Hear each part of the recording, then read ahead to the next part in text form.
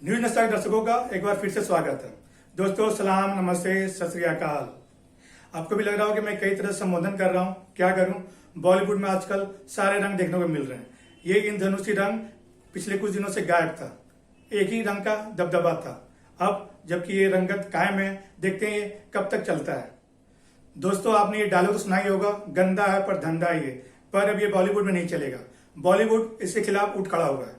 अब बॉलीवुड को गंदा बोलने वालों की नींद हराम है, क्योंकि इस बार न तो उनके साथ सरकार खड़ी है न मीडिया सपोर्ट कर रही है।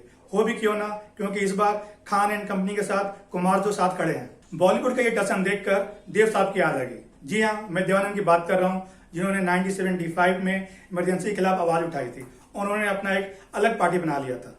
उस टाइम पे बॉलीवुड के काफी लोगों ने उनको सपोर्ट किया था। ये बात अलग है कि आज की तरह उस टाइम पे बॉलीवुड इतना एकजुट नहीं था जैसा कि इस बार दिखाई दे रहा है। दोस्तों आज की तरह उस दौर में भी कई सरकारी कलाकार थे।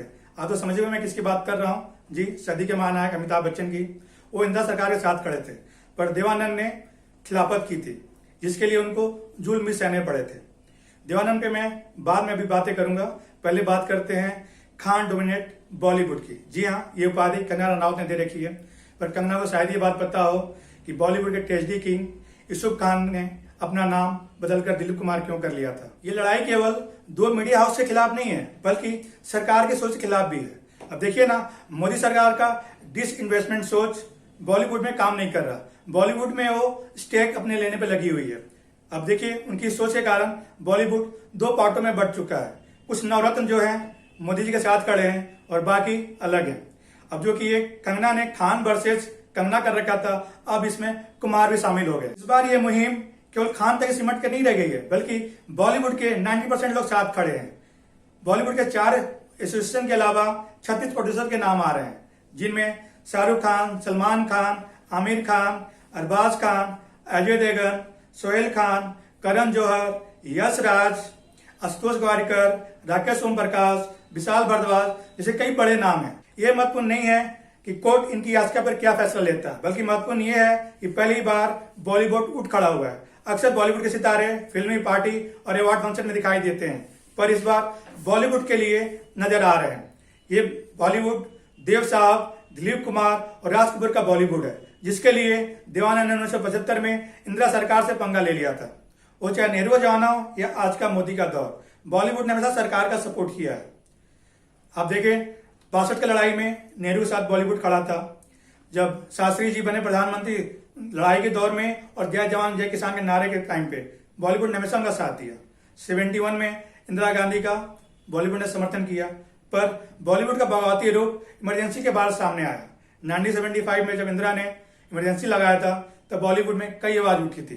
किशोर कुमार, देवानंद और कई ऐसे लोग थे जिन्होंने सरकार के खिलाफ आवाज उठाया था।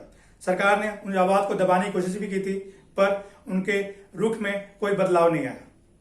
पहली बार उस टाइम पे एक चॉकलेटी बॉय इमेज रखने वाले देवानंद को इस देश ने यंग मैन के रूप में देखा था।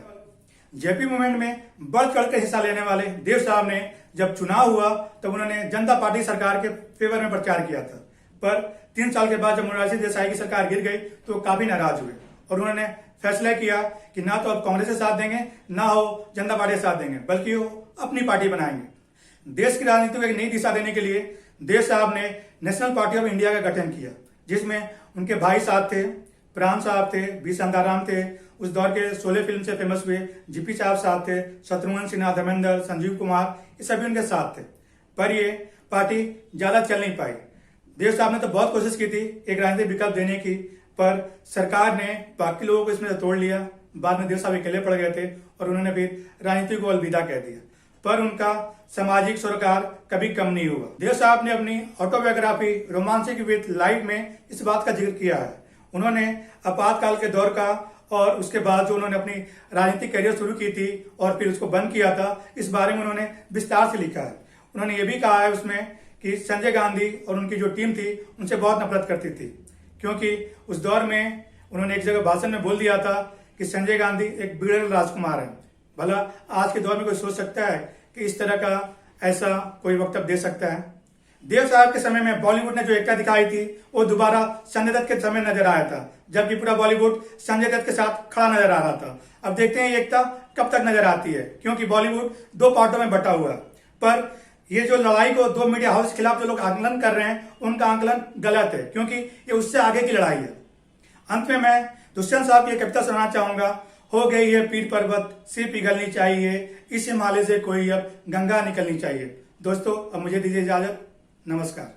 और आप हमसे जुड़े रहने के लिए सब्सक्राइब करें YouTube पर, फॉलो करें Twitter पर और लाइक करें Facebook पर। और ज्यादा जानकारी के लिए न्यूज नशा की वेबसाइट पर जाएं। आपको टाइप करना होगा सिर्फ न्यूज नशा।